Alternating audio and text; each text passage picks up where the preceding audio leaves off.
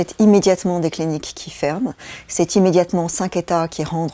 l'avortement impossible, et c'est parmi les estimations les plus conservatrices, près de 50 millions de femmes qui d'ores et déjà ne peuvent plus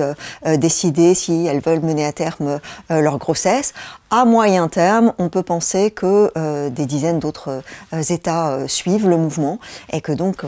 la question de l'avortement devienne une question très compliquée, voire impossible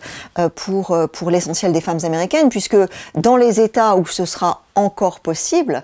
l'afflux de patientes venant des autres États, qui évidemment ne pourra pas être compensé par une création du jour au lendemain de dizaines de cliniques pour les accueillir, veut dire des délais d'attente plus longs, un personnel médical surchargé, et puis il y a aussi la question de est-ce que légalement tous les médecins pourront pratiquer un avortement si une femme vient d'un État dans lequel ça a été interdit. Il y a toute une espèce de système de surveillance qui a été mis en place dans certains États, donc c'est une bataille juridique qui s'amorce, mais déjà c'est une décision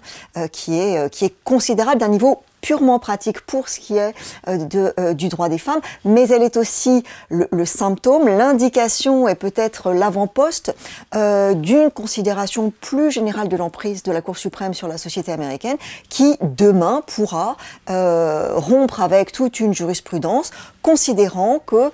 cette majorité-là a le pouvoir, outrepassant les prérogatives du Congrès qui est démocratiquement élu, ce qui n'est pas le cas de la Cour, de décider si le mariage homosexuel, si la contraception, si l'affirmative action, si les régulations environnementales sont conformes à leur lecture de la Constitution ou pas. Donc en fait, c'est vraiment le moment d'une espèce de basculement qui est une élucidation de ce qui se préparait en sous-main depuis très longtemps. Et les femmes, comme toujours, comme les minorités raciales, sont les premières à être attaquées dans ce qui est une vague contre la démocratie qui se dessine.